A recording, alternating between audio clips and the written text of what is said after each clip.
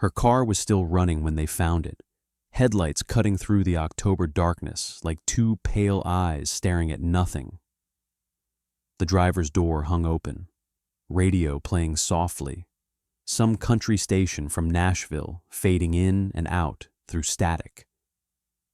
But Abigail Turner was gone.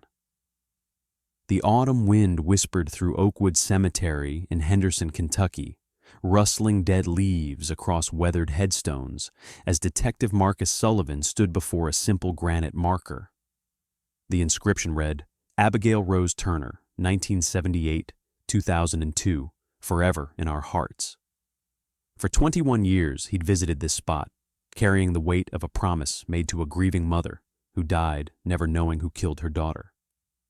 October 12, 2002. That's when Henderson, Kentucky learned that evil doesn't need fangs and claws.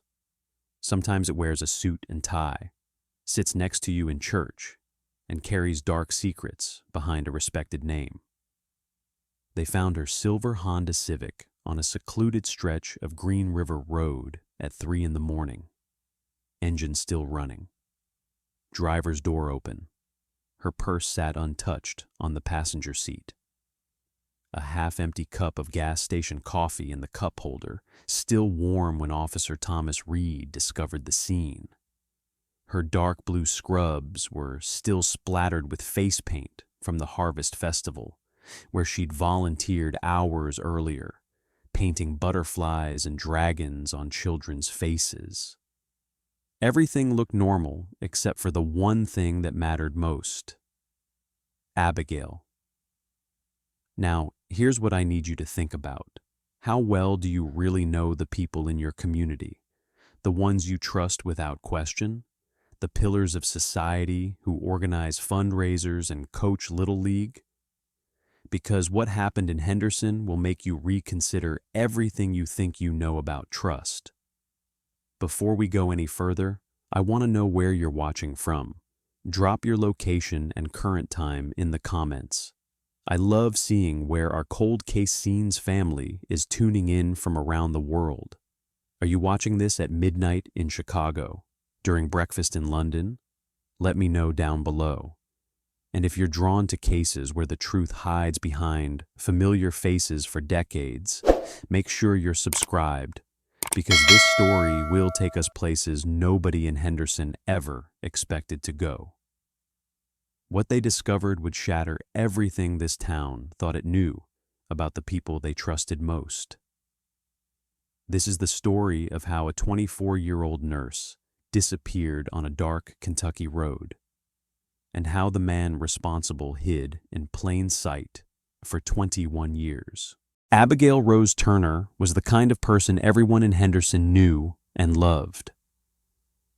At 24 years old, she worked as a nurse at Methodist Hospital, known for her ability to calm even the most distressed patients. There was something about the way she spoke, soft but confident, that made people feel safe when they were terrified. She had this laugh that filled hospital corridors, the kind that made other nurses smile, even on double shifts when exhaustion turned their bones to lead. She'd been homecoming queen at Henderson County High School in 1996, back when her biggest concern was what dress to wear to prom. Now she wore scrubs covered in handprints from pediatric patients who didn't want her to leave their rooms. She'd traded the crown for a stethoscope and never looked back. Her parents, Margaret and Robert Turner, were fixtures in Henderson. Margaret taught English at the high school where Abigail had graduated. Robert sold insurance from a small office on Main Street, the kind of place where clients became friends and business meetings ended with coffee and conversations about grandchildren. The Turners were respected, the kind of family that defined what it meant to belong to a community. Abigail volunteered at the local animal shelter every Saturday morning, arriving with treats she'd baked herself. Dogs recognized her voice through kennel doors.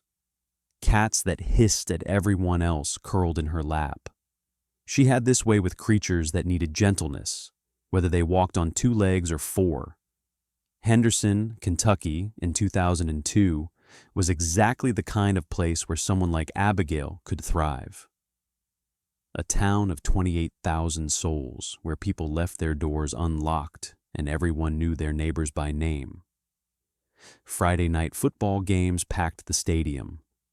Sunday morning church services filled the pews.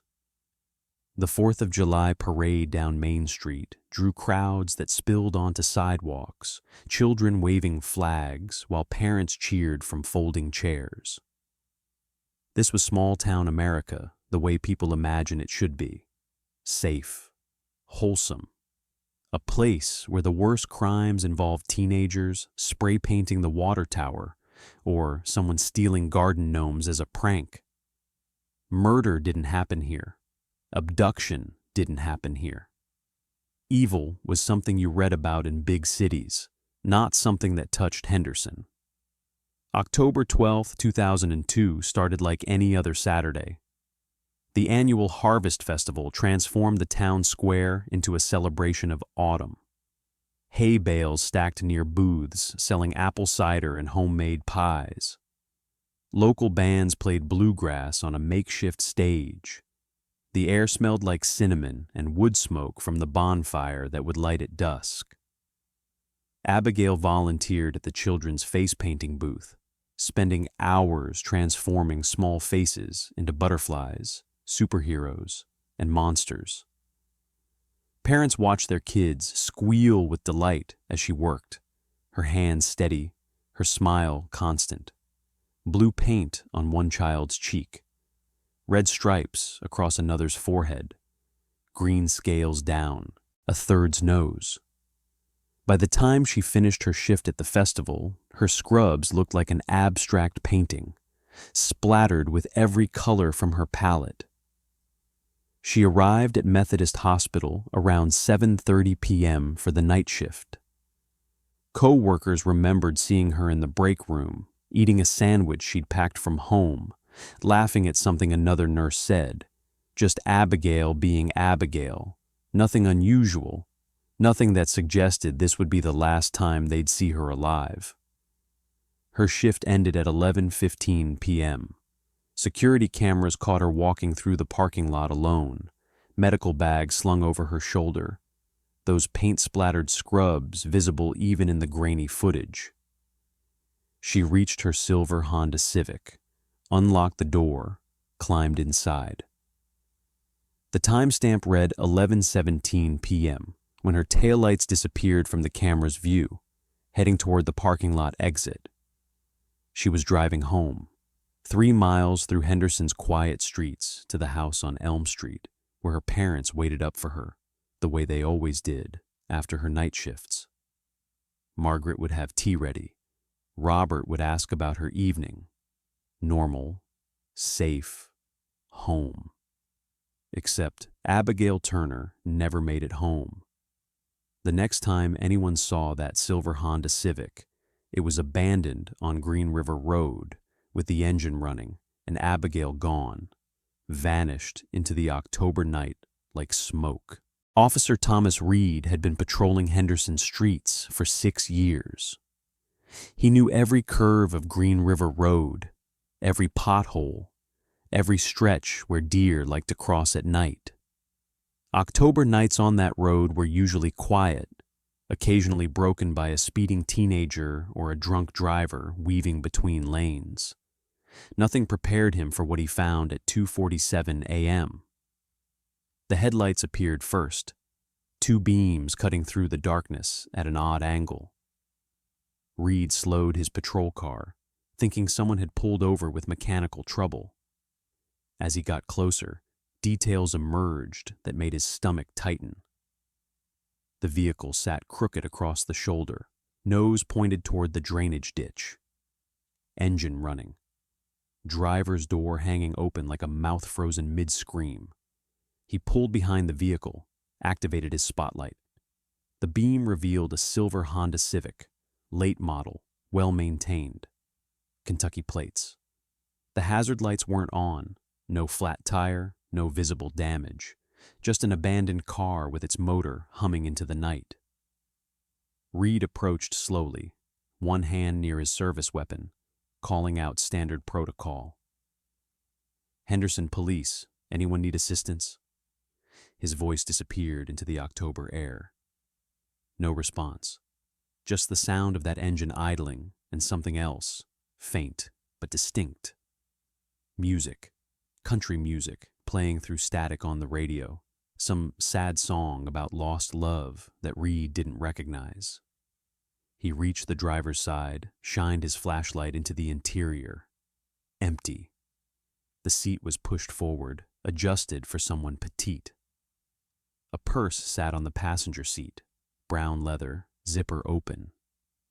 Reed could see a wallet inside, cards visible. Keys dangled from the ignition. In the cup holder, a paper cup from the gas station on Highway 47. He touched it carefully with the back of his hand, still warm. The smell hit him then. Coffee, recently brewed, mixed with something floral, perfume maybe, lingering in the confined space. And underneath that, the sharp scent of dried paint. He looked closer at the driver's seat. Blue fabric, dark stains that looked like paint splatters, handprints in various colors smeared across the backrest. Reed stepped back, swept his flashlight across the surrounding area. Green River Road stretched in both directions, empty and dark. Farmland on either side, harvested cornfields where stubble stood in frozen rows. No houses within a quarter mile, no witnesses, no traffic, just wind moving through dead stalks with a sound like whispered warnings. "Hello? Anyone out here?" Reed called again, louder this time. His breath formed clouds in the cold air.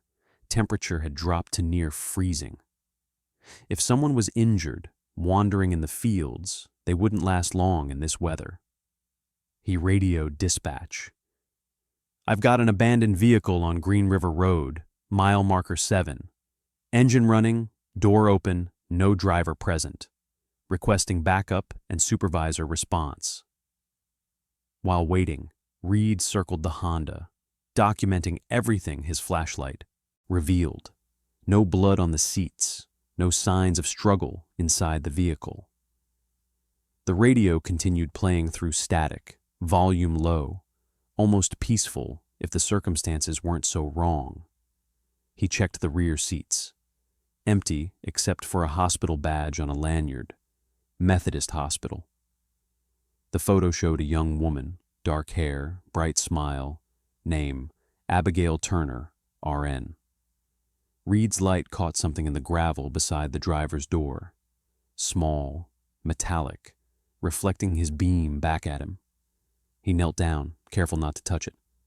A silver earring in the shape of a cross, delicate and simple. The chain was broken, torn, as if ripped away with force. He looked back at the car, at that open door, at the warm coffee and running engine, and felt dread settle in his chest like ice. She'd been here minutes ago, maybe less. Everything pointed to someone who'd been driving, stopped or been stopped, and vanished. The coffee was warm. The engine was running, but Abigail Turner was gone. Reed stood alone on that dark road, surrounded by empty fields and the knowledge that something terrible had happened here. He called her name into the darkness, his voice carrying across the farmland, hoping for an answer, for movement, for anything that would make this make sense. Silence answered. Just wind and static from the radio and the Honda's engine idling like a mechanical heartbeat. When sheriff's units arrived 15 minutes later with spotlights and radios crackling, they found Reed standing by the car, staring at that silver cross earring in the gravel. He looked up at his supervisor and said what everyone would soon be thinking. She was just here. Whatever happened, it just happened. The search for Abigail Turner began in those early morning hours, but the truth about her disappearance would remain hidden for 21 years. Hidden by someone Henderson trusted completely. Someone who watched them search while knowing exactly where she was. Dawn broke cold and gray over Henderson on Sunday morning, October 13th. The kind of light that makes everything look washed out and unreal. Church bells rang for early service at 6:02 a.m., but the pews sat half empty. Everyone gathered instead at the sheriff's office, at the diner, at the mobile station, asking the same questions nobody could answer. Abigail Turner taught their children. She'd saved their grandmother during a heart attack last spring. She played piano at First Methodist. Good families knew good families in towns like this, and the Turners were as good as they came. Henderson Police Chief Daniel Warren organized the search with military precision, dividing volunteers into groups of 6. By 7:00 a.m., 70 men and women had assembled at the Methodist Hospital parking lot, where Abigail's shift had ended the night before. Farmers arrived in pickup trucks, still wearing their Sunday clothes. The volunteer fire department brought ropes and canvas stretchers. Women from the church auxiliary set up tables outside the sheriff's office, serving coffee from massive percolators and sandwiches wrapped in wax paper. Margaret Turner sat inside giving her statement to Detective Sullivan, her voice steady until he asked her to describe what Abigail wore the night before.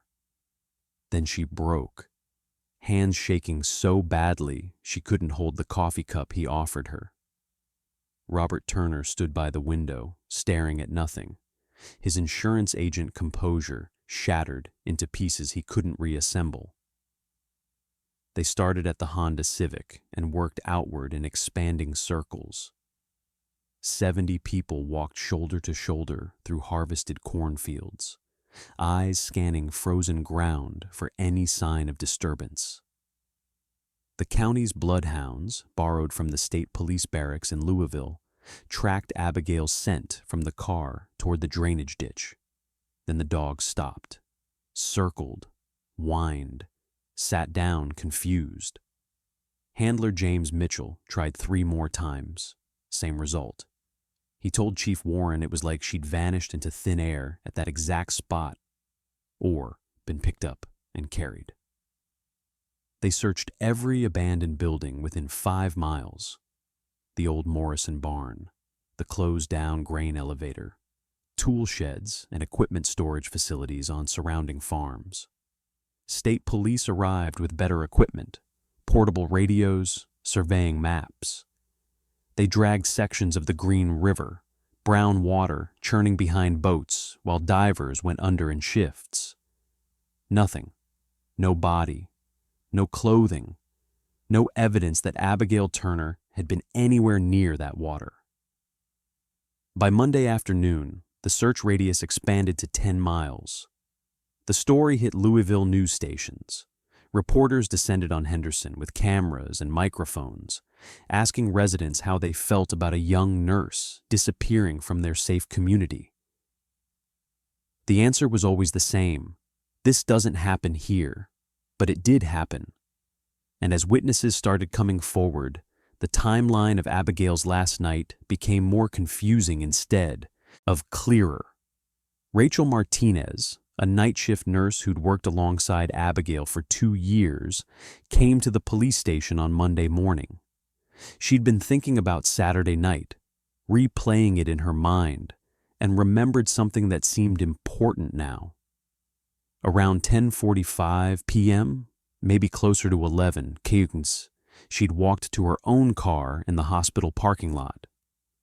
She saw Abigail standing beside her Honda, talking to someone in a dark pickup truck parked next to her. Detective Sullivan leaned forward. "Did the conversation seem threatening?" Rachel shook her head.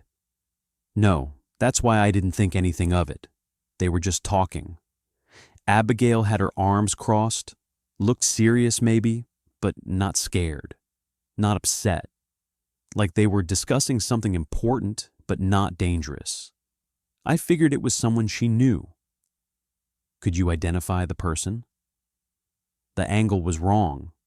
I saw the truck, saw Abigail clearly, but the driver's face was in shadow. I just assumed it was someone from the hospital or maybe a friend. Sullivan made careful notes. A dark pickup truck. Conversation that seemed intense, but not hostile. Abigail appeared to know the person. This was their first real lead. Then William Hawkins complicated everything. The farmer who owned property adjacent to Green River Road stopped by the sheriff's office Tuesday morning during his lunch break. He'd been driving home from his brother's house Saturday night, he told Sullivan, and saw Abigail's silver Honda around 10:30 p.m. But according to Hawkins, the car was heading in the opposite direction, away from town, not toward it. Sullivan spread a county map across his desk. You're certain about the time? Pretty certain. I'd left my brother's place at 10:15. It's a 10-minute drive. Saw that silver Honda, noticed it because my daughter wants that exact car for her birthday. If Hawkins saw Abigail at 10:30 heading away from town, and Martinez saw her in the hospital parking lot at 10:45 talking to someone, the timeline didn't work. Unless Hawkins was wrong about the time, or Martinez was, or one of them saw a different silver Honda, or someone was lying. The confusion deepened when detectives searched Abigail's apartment on Wednesday. Her parents provided a key, walked through her small one-bedroom place where everything was neat and organized the way Abigail kept her life. Medical textbooks on the shelf, framed photographs of family and friends, a desk by the window where she paid bills and wrote in a leather-bound diary. Sullivan opened the diary, flipped through entries about work schedules and grocery lists and weekend plans. Then he found it. An entry dated September 28th, 2 weeks before Abigail disappeared. The handwriting was Abigail's, but the tone was different from other entries. Urgent, worried. I can't keep this secret anymore. The truth needs to come out, no matter what it costs. That's all she wrote. No context, no explanation. Just that single sentence that launched 1,000 theories about what Abigail Turner had discovered in the 2 weeks before someone made her disappear. What do you think she discovered? Drop your theories in the comments below. And if you're finding this case as compelling as I am, hit that like button. Because what investigators were about to learn would point them in directions nobody expected. The search continued for weeks, but the leads went nowhere. The pickup truck was never identified. The timeline never made sense. That diary entry haunted everyone who read it. Margaret Turner told Detective Sullivan that Abigail had seemed distracted recently, quieter than usual, like something heavy weighed on her mind. Henderson's solidarity began crumbling into suspicion. If Abigail knew her abductor, if she discovered some terrible secret, then the person responsible wasn't a stranger passing through. They were someone local, someone trusted, someone who might be watching the search while knowing exactly where Abigail was. The case was going cold, and nobody had any idea that the truth would stay buried for 21 years. October became November. November became December. The search teams grew smaller each week until finally they stopped coming all together. Detective Sullivan and his team followed every lead, interviewed hundreds of people, built timelines that fell apart under scrutiny. Nothing held together. They cleared Abigail's ex-boyfriend from Louisville. He'd been at a wedding in Lexington the night she disappeared, with 50 witnesses and photographs to prove it. They interviewed every co-worker at Methodist Hospital, building profiles and checking alibis. Everyone accounted for. They tracked down recent patients Abigail had treated, looking for someone who'd become obsessed or angry. Nothing. The security footage from the hospital revealed exactly what they already knew. Abigail walking to her car alone at 11:17 p.m. No one following her. No suspicious vehicles. The mysterious pickup truck Rachel Martinez saw was never identified. They checked registration records for every dark-colored truck in Henderson County, interviewed owners, cleared them one by one. Either Martinez had been mistaken about the details, or the truck belonged to someone from outside the county. Dead end. The diary entry that promised answers delivered nothing. Sullivan had handwriting analysts examine it, looking for signs of distress or deception. They found only Abigail's normal handwriting, slightly more hurried than usual. He interviewed her closest friends, asking if she'd mentioned discovering something troubling at work or in her personal life. No one knew anything. That secret, whatever it was, died with her. Henderson changed in ways both visible and invisible. Doors that had stayed unlocked for generations now had deadbolts installed. Parents who'd let their teenage daughters drive home from evening shifts at the diner or the grocery store now picked them up personally. Women stopped jogging alone on the trails around Morrison Park.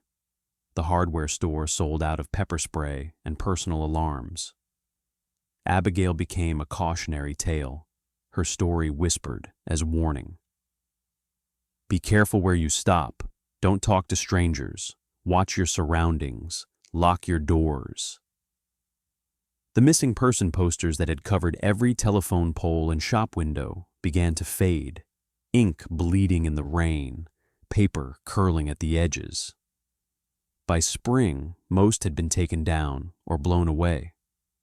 A few remained, ghostly reminders tacked to community bulletin boards that no one looked at anymore. Margaret Turner waited by the phone every day for 2 years. Waited for Detective Sullivan to call with news. Waited for Abigail to somehow come home. She kept Abigail's room exactly as it had been the night she disappeared. Made the bed every morning. Dusted the shelves. Changed the flowers in the vase by the window. Robert watched his wife disappear into grief, helpless to pull her back. Sullivan visited the Turners every month that first year, then every few months after that. He sat in their living room and told them the words, truth. They had nothing new, no witnesses coming forward, no evidence emerging.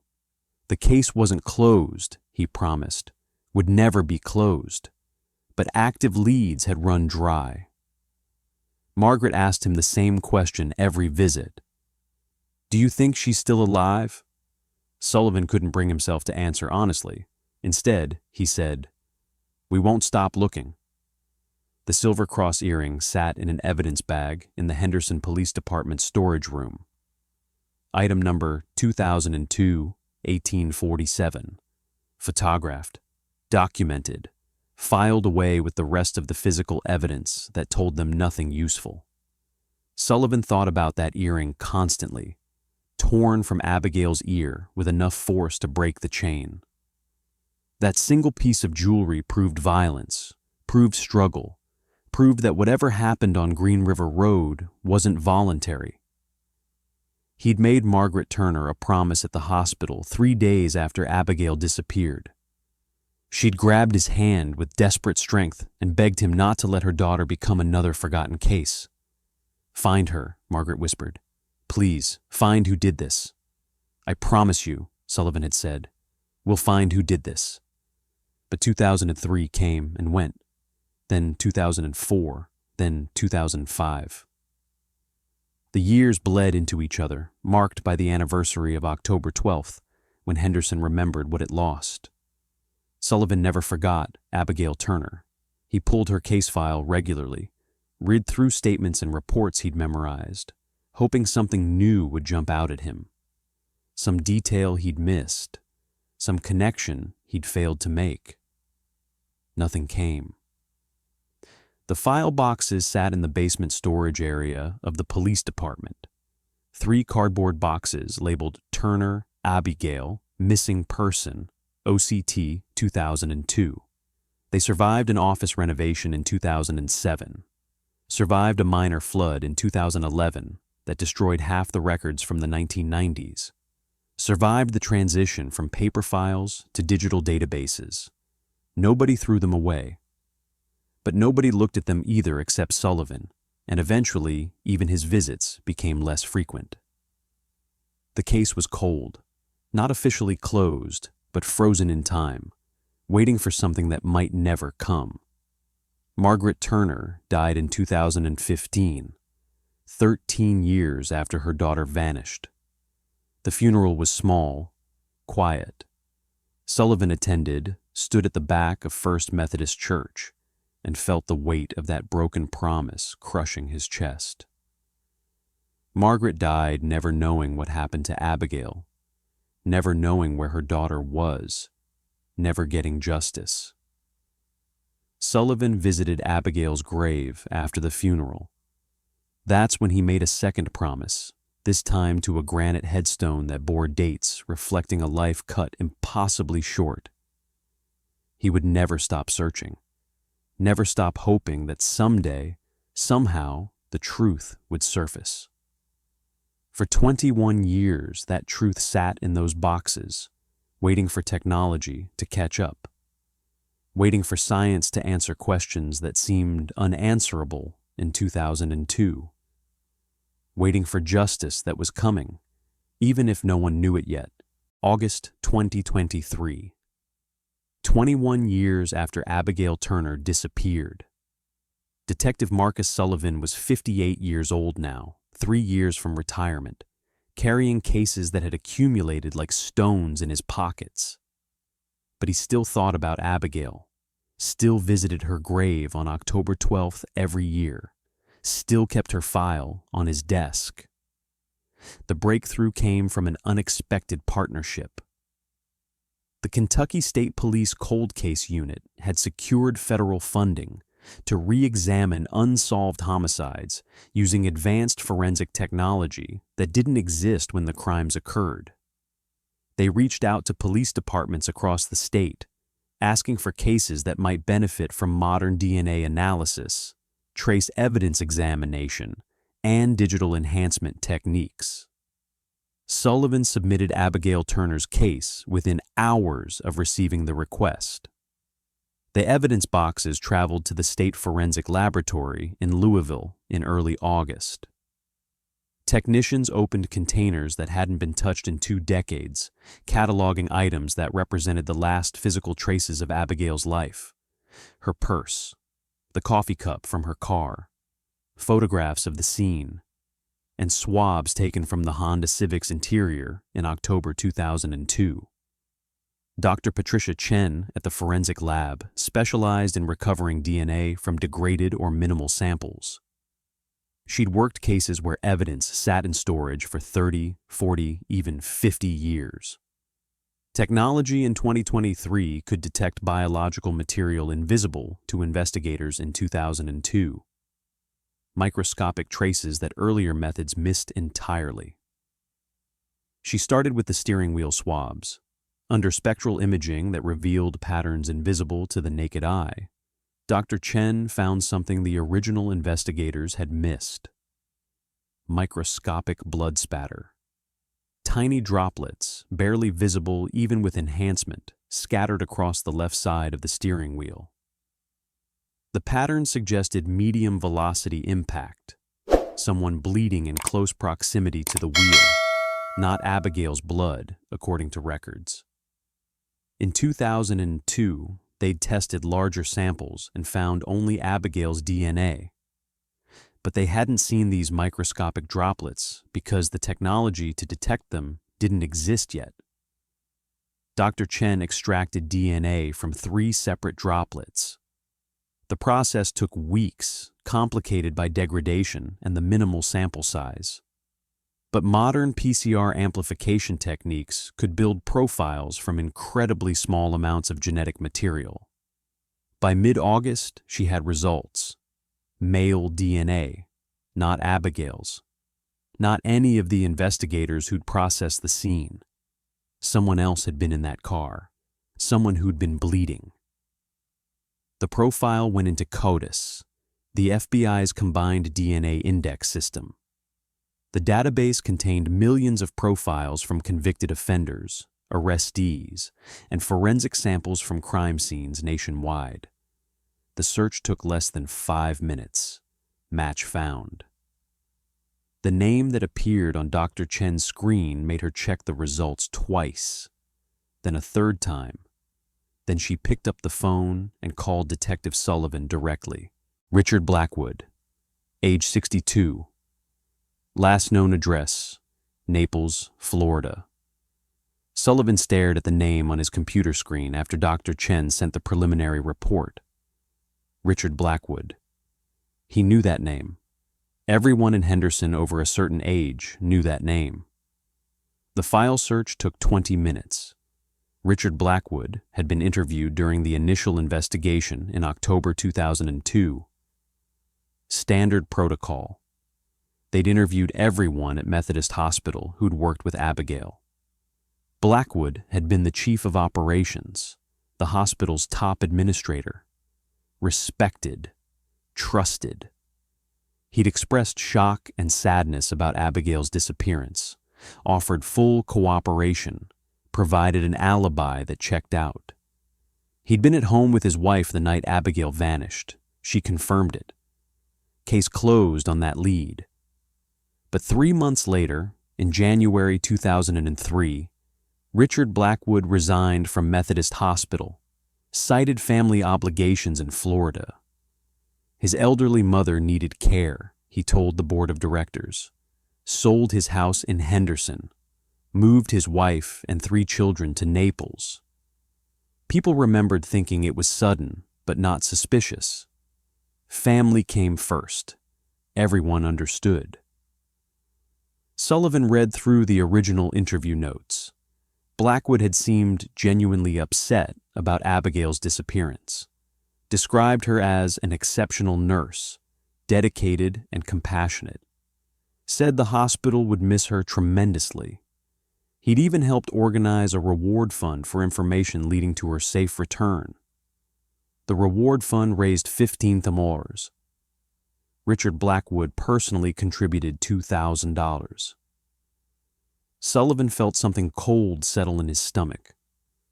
Blackwood had looked him in the eye in October 2002 and expressed concern for Abigail while knowing exactly what happened to her. Had attended the candlelight vigil Henderson held 2 weeks after she disappeared. Had stood with Margaret and Robert Turner, offering condolences and prayers. Richard Blackwood had been Methodist Hospital's chief of operations for 15 years before Abigail vanished. He'd transformed a small community hospital into a regional medical center, served on the town council, was chairman of the hospital's ethics committee, taught Sunday school at First Baptist Church, married to Helen Blackwood for 25 years, 3 children who attended Henderson schools. The family lived in a 2-story colonial on Oak Street, the nice part of town where doctors and lawyers and successful business owners raised their families. He was exactly the kind of man nobody would suspect, the kind of man everyone trusted. Before we reveal what investigators discovered next, make sure you're subscribed. We cover cold cases like this every week, and you won't want to miss what happens when detectives finally catch up to Richard Blackwood. Because what they found in Florida would confirm everyone's worst fears about the man Henderson thought they knew. Sullivan requested Blackwood's complete employment records from Methodist Hospital. Financial, records, travel history, cell phone records from 2002 if they still existed. Everything. The Kentucky State Police obtained a warrant based on the DNA match. Richard Blackwood's blood had been in Abigail Turner's car the night she disappeared. There was no innocent explanation for that. No reason his DNA should be on her steering wheel unless he'd been there when something violent happened. The pieces were finally coming together after 21 years. And every piece pointed to a man who'd hidden in plain sight, trusted by an entire community, while Abigail Turner's family suffered without answers. Justice was waking up, and it was coming for Richard Blackwood, whether he was ready or not. The forensic evidence gave investigators the who. Now they needed the why. Detective Sullivan and Kentucky State Police obtained warrants for Richard Blackwood's complete financial records, employment history, and communications. What they discovered explained everything, including that cryptic diary entry Abigail had written 2 weeks before she died. Methodist Hospital's internal audit records from 2002 revealed something that had been buried in administrative archives. In late September 2002, just weeks before Abigail disappeared, the hospital's billing department had flagged several inconsistencies in their accounts receivable system. Not major red flags, just small discrepancies that didn't add up properly. The kind of thing that happens with complex medical billing. A young nurse named Abigail Turner had reported the irregularities. She'd noticed them while reviewing billing statements for one of her patients, an elderly man whose insurance company claimed they'd been charged for services he never received. Abigail brought it to the attention of her supervisor, who escalated it to administration. Richard Blackwood, as chief of operations, had been assigned to investigate the matter internally. He'd assured everyone the discrepancies were clerical errors, simple mistakes in data entry, nothing criminal. He'd handle it personally. Case closed. Except Abigail didn't believe him. Sullivan found evidence that Abigail had been keeping her own records. A manila folder in her apartment, buried in her desk drawer beneath old tax returns, contained copies of billing statements she'd collected over 3 months, notes in her handwriting, calculations, highlighted sections showing charges that didn't match services provided. She'd been building a case, documenting proof of systematic fraud. The Kentucky State Police Financial Crimes Unit traced Richard Blackwood's scheme back 11 years to 1991, when he'd first assumed control of Methodist Hospital's operations. The system was sophisticated, designed to be invisible to casual audits. Blackwood created phantom billing codes for legitimate medical procedures, then inflated the charges by small margins. 3% here, 5% there. Not enough to trigger automatic fraud detection, but enough to siphon millions over time. Insurance companies paid the inflated bills without question. Medicare and Medicaid paid. Private insurers paid. The money flowed into Methodist Hospital's accounts. Then Blackwood redirected portions into shell companies he controlled. Medical consulting firms that existed only on paper. Equipment suppliers that never delivered equipment. Service contractors that never provided services. Over 11 years, Richard Blackwood had stolen approximately $3.7 million from Methodist Hospital and the insurance companies that trusted him. Small amounts taken consistently, buried in the complexity of medical billing, where thousands of transactions occurred daily. Abigail had figured, had it out. That diary entry from September 28th made perfect sense now. I can't keep this secret anymore.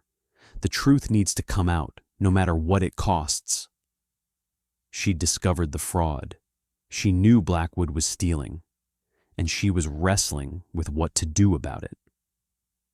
The hospital's security footage from October 12, 2002, had been stored on deteriorating VHS tapes.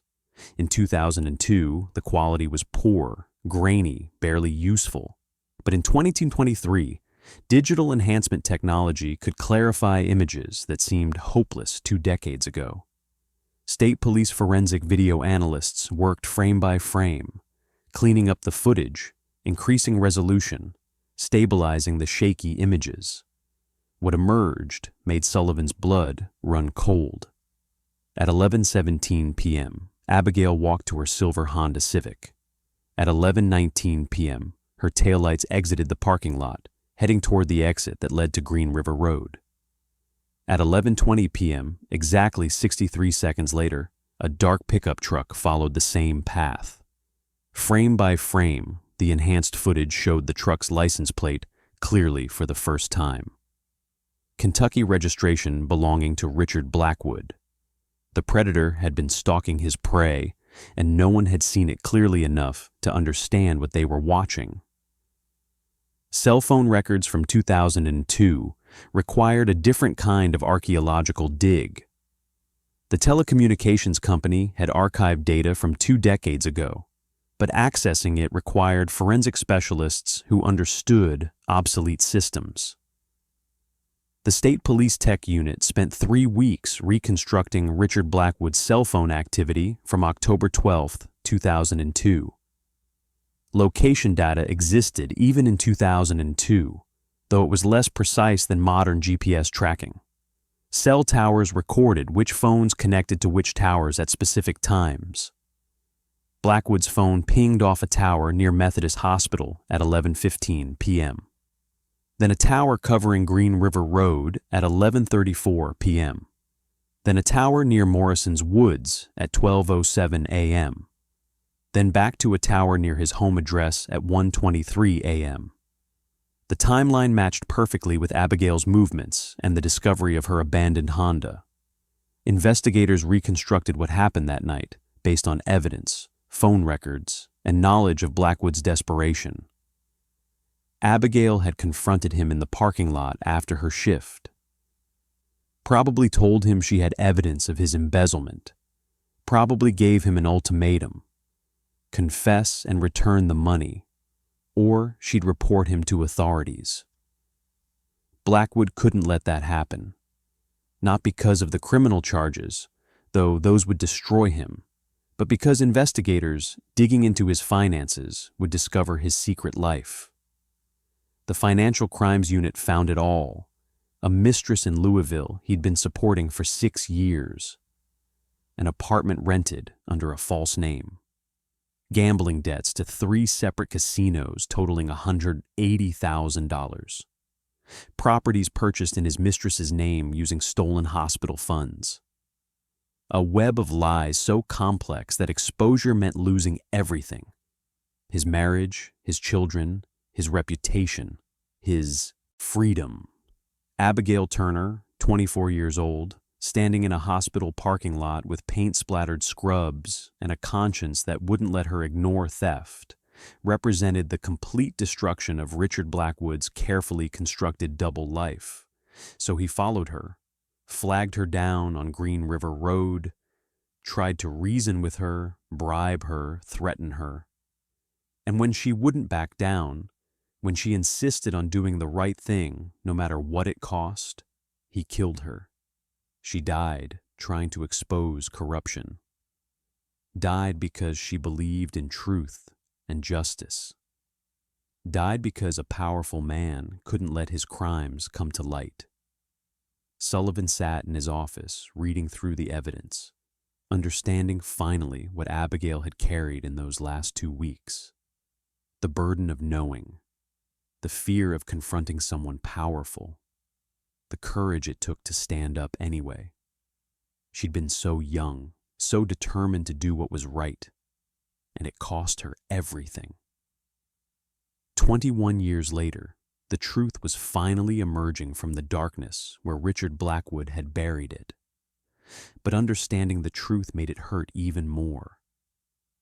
Abigail Turner had been a hero, and no one had known it until now. August 23rd, 2023.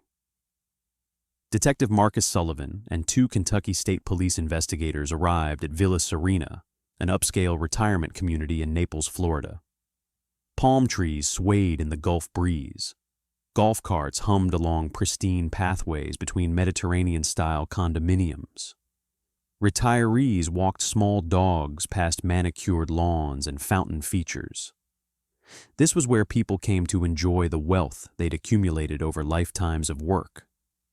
Richard Blackwood lived in Building C, third floor, corner unit with a golf course view. His luxury condo was purchased in 2015 for $780,000. Cash sale, no mortgage. The kind of comfortable retirement most people only dream about, funded by money stolen from a hospital that trusted him and a young nurse who tried to stop him. Sullivan knocked at 9 a.m. Blackwood answered wearing khaki shorts and a polo shirt, reading glasses pushed up on his forehead. He looked like every other retired professional in Florida. Tan, relaxed. The picture of someone enjoying his golden years without a care in the world. Richard Blackwood? Sullivan held up his badge. I'm Detective Marcus Sullivan, Henderson Police Department, Kentucky. We have a warrant for your arrest in connection with the murder of Abigail Turner.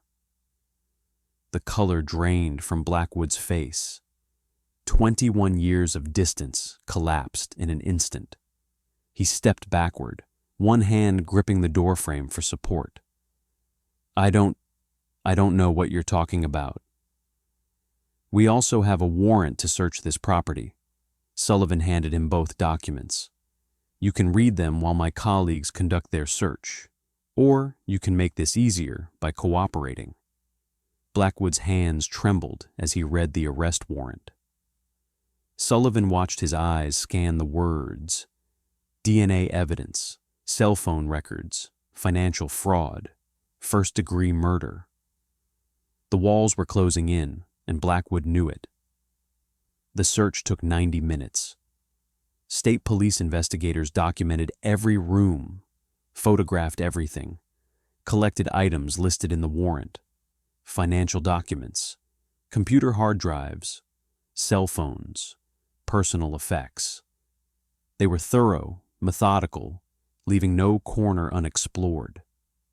In the master bedroom, inside a mahogany desk by the window overlooking the golf course, an investigator found a small wooden box tucked in the back of the bottom drawer. The kind of box someone keeps for important personal items. Inside were cufflinks, a vintage watch, military medals that had belonged to Blackwood's father, and something else. A silver earring in the shape of a cross. The investigator held it up with gloved hands. Detective Sullivan, you need to see this. Sullivan stared at that earring, still bright after 21 years, and felt rage burn through him like acid. Margaret Turner's birthday gift to her daughter. The earring that had been torn from Abigail's ear on Green River Road in October 2002. Evidence that should have been lost, discarded, buried with Abigail's body. But Richard Blackwood had kept it, hidden it in his desk drawer for 21 years, a souvenir, a trophy of what he'd done, proof that he'd destroyed a young woman's life and gotten away with it.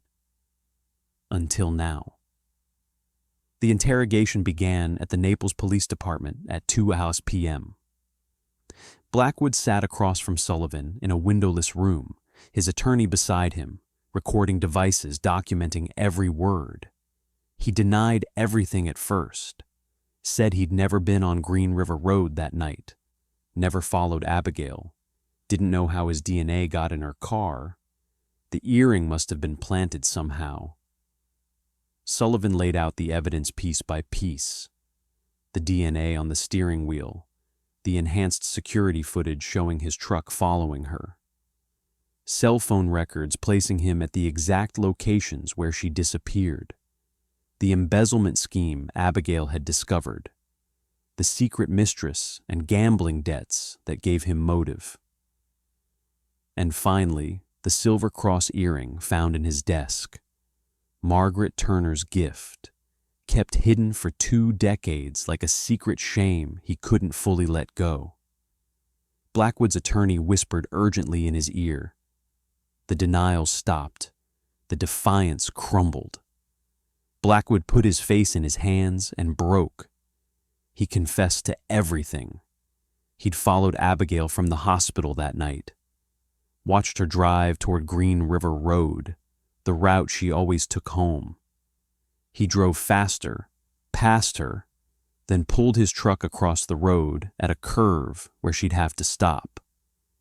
She recognized him when she pulled over, rolled down her window, asking if everything was okay, concern in her voice because Blackwood was someone she trusted.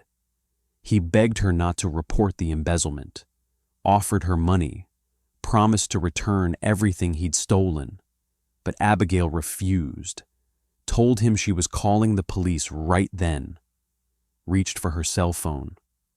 Blackwood panicked. He grabbed her, pulled her from the car. They struggled near the drainage ditch. Abigail fought back, scratched his face, drew blood. He was stronger, bigger, desperate. He strangled her with her own stethoscope, the medical instrument she used to save lives becoming the weapon that ended hers. When she stopped moving, Blackwood stood on that dark road and realized what he'd done, what he'd become, a murderer. He drove her body to a place he knew from childhood, an abandoned limestone quarry outside Henderson where he'd explored caves as a teenager. He knew every crevice, every hidden space. The search teams had combed that quarry in 2002, but they'd missed the deep fissure where Blackwood hid her body, covered it with rocks and debris, made it invisible to anyone who didn't know exactly where to look. Then he drove her Honda back to Green River Road, left it running with the door open, staged it to look like an abduction by a stranger. He went home, cleaned the blood from his face, burned the clothes he'd been wearing, lay down beside his wife and pretended to sleep. If this case is leaving you speechless, show your support by hitting like and sharing this video. Justice for Abigail came after 21 years, but her story deserves to be heard by everyone. Sullivan listened to the confession with fury and relief warring in his chest. 21 years. Margaret Turner died never knowing. Robert Turner spent the rest of his life wondering.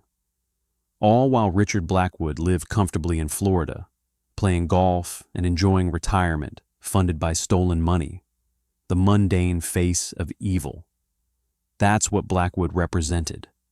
Not a monster from nightmares, just a man who valued his comfort more than human life. A man who killed to protect his secrets, then went on living as if Abigail Turner had never existed. But she did exist. And now, finally, the world would know what happened to her. Richard Blackwood's confession gave investigators the location they'd needed for 21 years.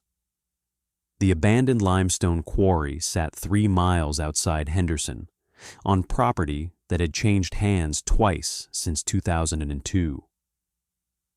Parts of the quarry had been filled in for development. Nature had reclaimed other sections, covering scarred earth with new growth. The landscape looked nothing like it had in October 2002. Ground-penetrating radar technology had advanced dramatically since Abigail disappeared. In 2002, the equipment was bulky, expensive, and less precise.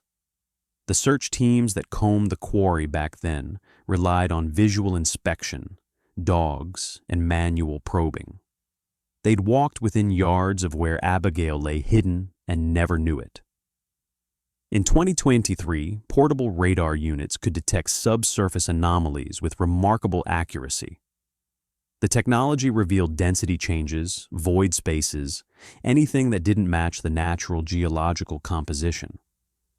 On September the 2nd, a forensic recovery team arrived at the quarry with equipment that could see what human eyes couldn't.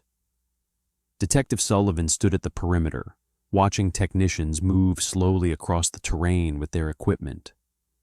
21 years had led to this moment. 21 years of carrying a promise to a mother who died never knowing the truth. The radar identified the location within 2 hours. A deep crevice in the limestone, partially collapsed, filled with rocks and debris that didn't match natural deposits. The recovery team worked carefully, documenting everything, removing stones one by one. They worked with reverence, knowing they were bringing someone's daughter home. They found her on September 3rd, 2023, 20 years, 10 months, and 22 days after she disappeared. The remains were exactly where Blackwood said they'd be, hidden in the darkness of Kentucky limestone that had kept her secret for more than 2 decades. Sullivan stood silent as the recovery team worked. He thought about Margaret Turner, who died in 2015 never knowing what happened to her daughter, never getting closure, never seeing justice. She'd waited by the phone for 13 years, hoping for news that came too late. The Silver Cross earring would be returned to the family now, but Margaret would never hold it, never know that her daughter had been found. The news hit Henderson like a physical blow. Richard Blackwood's arrest had shocked the community, but finding Abigail's body made it real in ways people couldn't ignore. She'd been 3 miles from town the entire time, hidden in a place search teams had examined. While Henderson held vigils and posted missing person flyers and wondered what happened, Abigail had been there all along.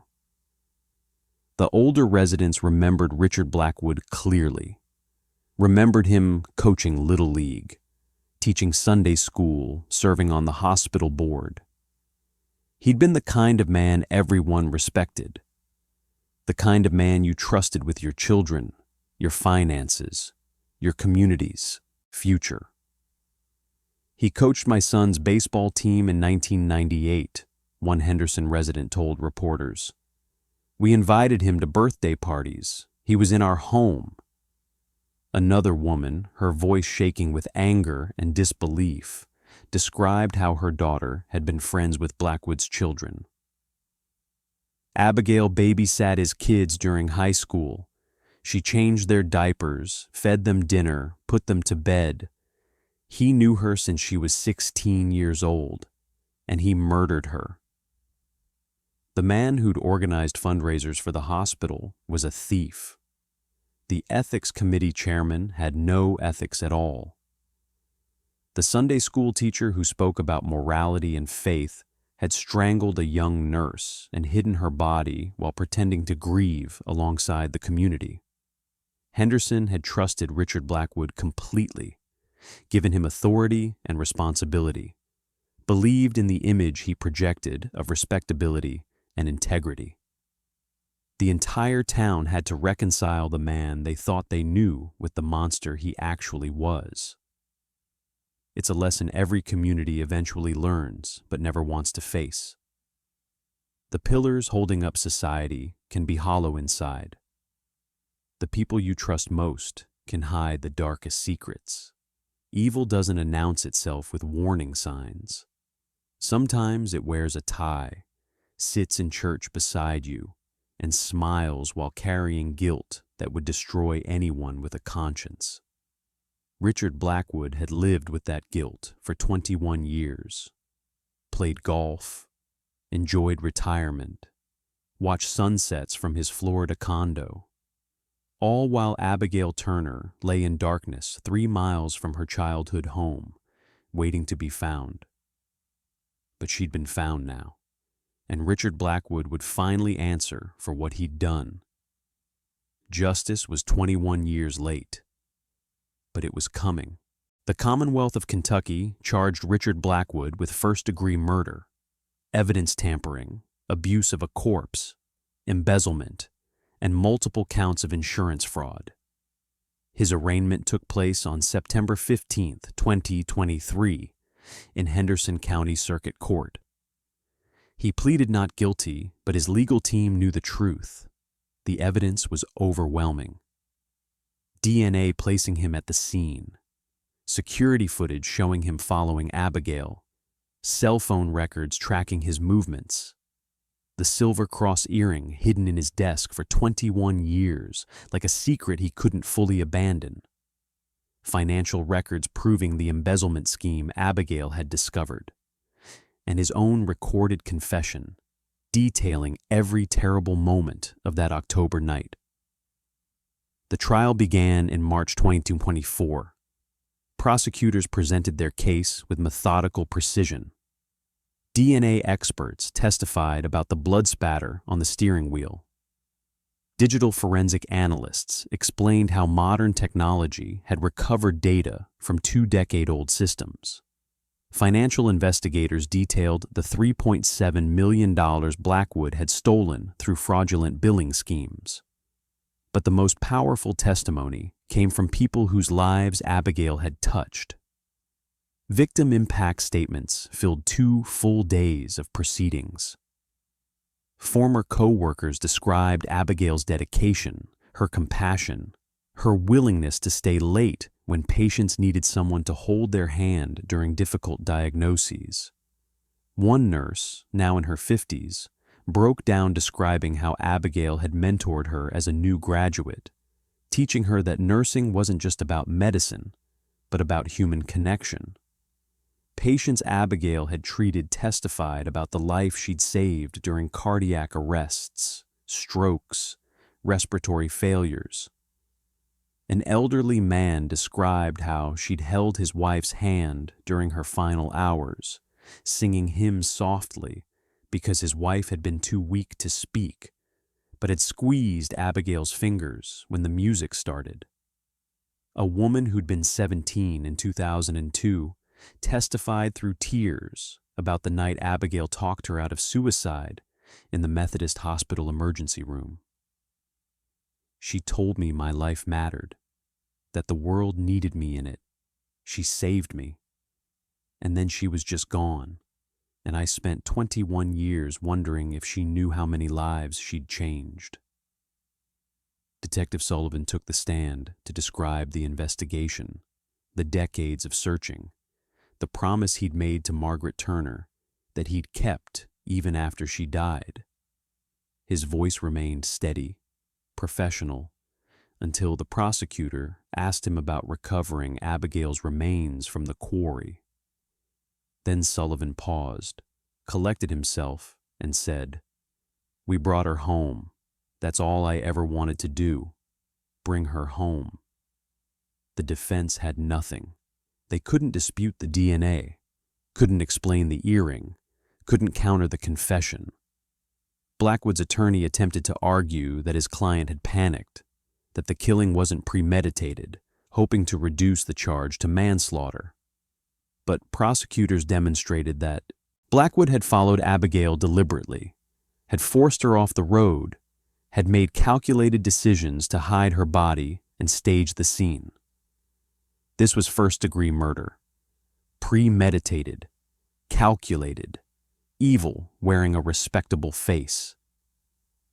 The trial also exposed the secret life Richard Blackwood had hidden from Henderson. His mistress from Louisville testified about their 6-year relationship, the apartment he'd rented for her using hospital funds, the lies he'd told about business trips and conferences.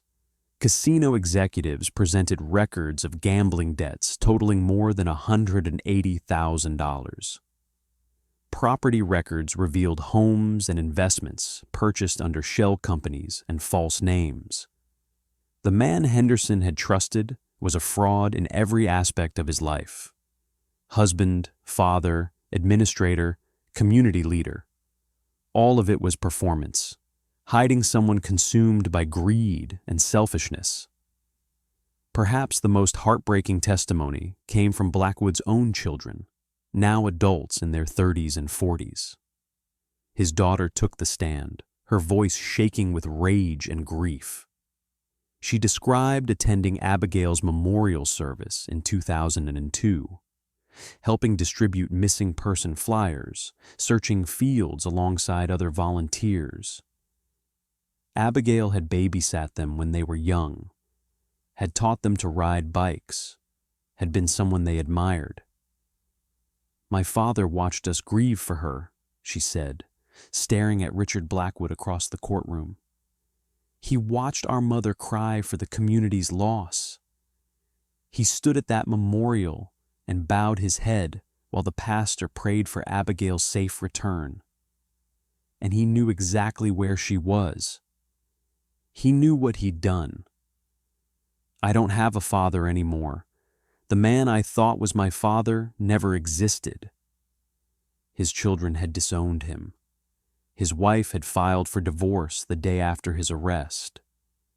The family he'd claimed to be protecting by murdering Abigail was destroyed anyway, torn apart by his crimes and lies. On April 18th, 2024, after 3 hours of deliberation, the jury returned a verdict: guilty on all counts. The judge sentenced Richard Blackwood to life in prison without possibility of parole for first-degree murder. Additional sentences for embezzlement, fraud, and evidence tampering ran consecutively. Financial restitution was ordered, though everyone understood money meant nothing compared to the life he'd taken. The gavel came down. 21 years after Richard Blackwood strangled Abigail Turner on a dark Kentucky road, justice finally arrived. He was 63 years old. He would die in prison. The comfortable retirement he'd built on stolen money and murder was over. The lies had caught up to him. The truth had won, even if it took more than 2 decades. Abigail Turner's father, Robert, now 78 years old and the only surviving member of his immediate family, sat in the courtroom gallery as the sentence was read. Sullivan watched him close his eyes, shoulders shaking silently. Not celebration, just exhausted relief that the nightmare finally had an ending. Outside the courthouse, reporters asked Robert Turner if the verdict brought closure. He thought for a long moment, then shook his head. "Justice came too late for my wife to see it. But at least Abigail's story is known now. People understand who she was and what she stood for. That matters." September 16th, 2023. 21 years, 11 months, and 4 days after Abigail Rose Turner disappeared, Henderson laid her to rest. The funeral took place at First Methodist Church, the same building where her memorial service had been held in 2002, when her body was still missing, and hope was still a fragile thing people clung to. Now the pews filled again, but this time with certainty instead of questions. This time they could say goodbye properly. Henderson came out in numbers that overwhelmed the church capacity. Every seat taken, people standing along the walls, filling the vestibule, gathering outside on the lawn where speakers carried the service to those who couldn't fit inside. The town that had searched for her, grieved for her, and never forgotten her came to witness this final chapter. Robert Turner, 78 years old and frail, sat in the front pew where he'd sat with his wife Margaret and their hopes 21 years earlier. This time, he sat alone. Margaret had died in 2015 without ever knowing what happened to their daughter. That absence hurt almost as much as Abigail's death itself. Justice had come, but too late for the one person who'd needed it most. Detective Marcus Sullivan attended in his dress uniform, standing near the back of the church. He'd visited Abigail's grave the day before, stood before that granite marker, and told her out loud that he'd kept his promise. They'd found her. They'd caught the man who'd killed her. It had taken 21 years, But justice had finally arrived. The weight he'd carried for 2 decades lifted, but it left behind something hollow and aching.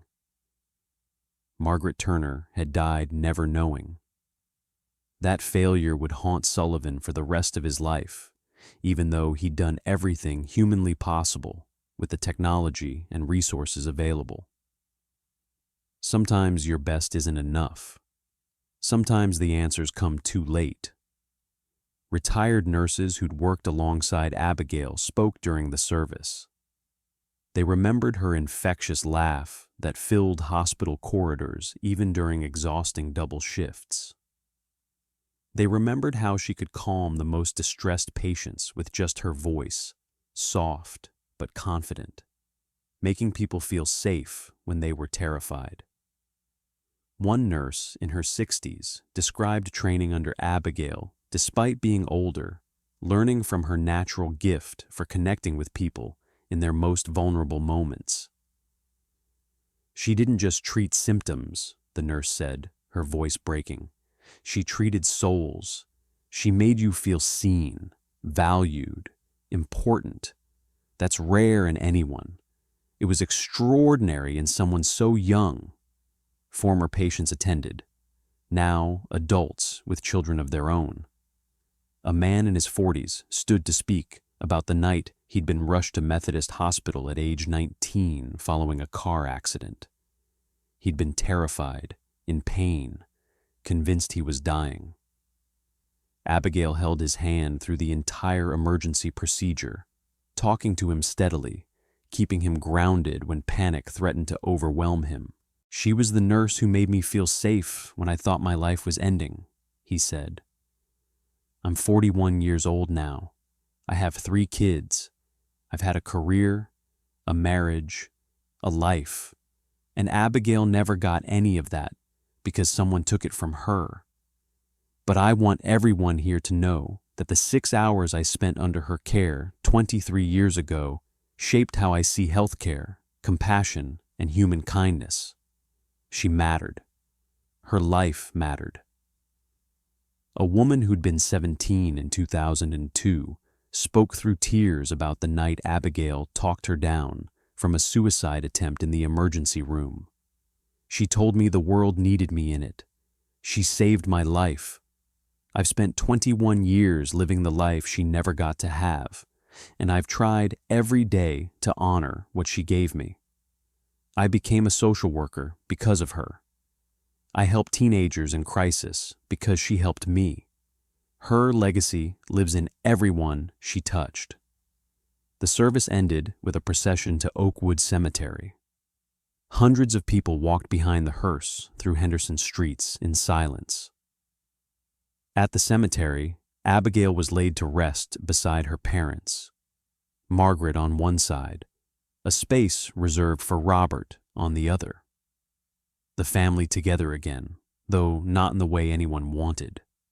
The silver cross earring, evidence of her murder and symbol of her mother's love, was buried with her.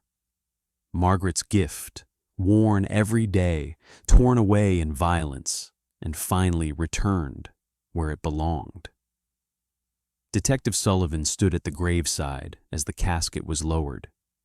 He didn't speak, just stood with his hand over his heart, watching the community say goodbye to someone who'd been missing for most of his career.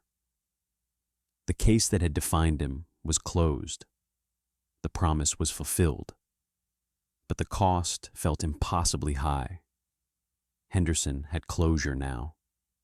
They knew what happened. They knew who was responsible.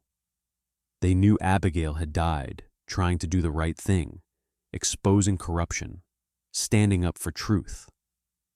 But something was forever broken. The innocence of small-town trust. The belief that evil announced itself clearly instead of hiding behind respectable faces. 21 years of grief that could never be reclaimed. Margaret Turner dying without answers. Robert Turner spending his final years alone. Justice had come, but it came too late to heal what Richard Blackwood had shattered. Henderson, Kentucky learned what every community eventually discovers, but prays they never have to face. Evil doesn't announce itself. It doesn't wear a mask or carry warning signs. Sometimes it wears a suit and tie, sits beside you in church, coaches your children's baseball team, and hides monstrous secrets behind a smile you trust completely. Richard Blackwood wasn't a stranger lurking in shadows. He was the chief of operations at Methodist Hospital, a Sunday school teacher, a community leader, someone parents invited into their homes without hesitation, someone the town entrusted with authority, responsibility, and access to vulnerable people. That's the part that keeps Henderson residents awake at night. Not just what Blackwood did, but who he was while he was doing it. How he stood at Abigail's memorial service and bowed his head during prayers while knowing exactly where her body was hidden. How he contributed money to the reward fund for information about a murder he'd committed. How he watched Margaret Turner destroy herself with grief while carrying the secret that could have given her peace. Trust isn't given automatically because of titles or reputations. It's earned through consistent actions, transparency, and integrity. Henderson learned that lesson the hardest way possible. But here's what else Henderson learned. Abigail Turner was a hero. She discovered financial crimes that would have continued indefinitely if she hadn't noticed those billing discrepancies. She compiled evidence. She confronted a powerful man who could have destroyed her career. And when he gave her an ultimatum, when he tried to bribe and threaten her into silence, she refused to back down. She chose truth even when it cost her everything. That's courage. That's integrity. She was a whistleblower who paid the ultimate price for doing what was right. Now, here's what I want you to think about. How many Richard Blackwoods are out there right now? How many people in positions of trust are hiding financial crimes, ethical violations, or worse? How many secrets are concealed behind respected names and professional credentials? Abigail's case shows us that financial crimes don't exist in isolation. Embezzlement led to murder because Blackwood valued money more than human life. Henderson changed forever on October 12, 2002. Before Abigail disappeared, this was a town where people left their doors unlocked and children walked home from school unsupervised. Where everyone knew everyone and trust was the foundation of community life. After her disappearance, doors got locked. Parents watched their children more carefully. Trust became something questioned instead of assumed. Small-town America had to confront its vulnerability. The safety they'd taken for granted was an illusion. Evil can touch anyone, anywhere, regardless of zip code or population size. You need to stay vigilant about the people in your life who hold power. Question authority when something feels wrong. Pay attention to inconsistencies, to patterns that don't make sense, to your instincts telling you that something isn't right. Abigail noticed irregularities that others missed because she paid attention and cared enough to investigate. What's the most shocking part of this case for you? The 21-year wait for justice? The trusted position Blackwood held? The fact that he kept the earring as some twisted trophy? Tell me in the comments. And make sure you're subscribed to Cold Case Scenes, because we're diving into more cases where justice took decades to arrive, but arrived nonetheless.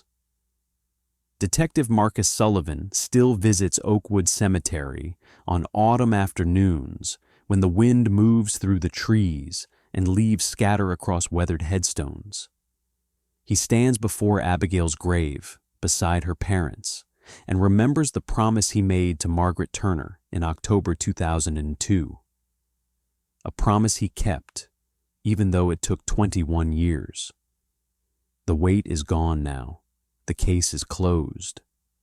Richard Blackwood will die in prison, his comfortable retirement replaced by a cell where he'll spend his remaining years thinking about the nurse he murdered to protect his lies.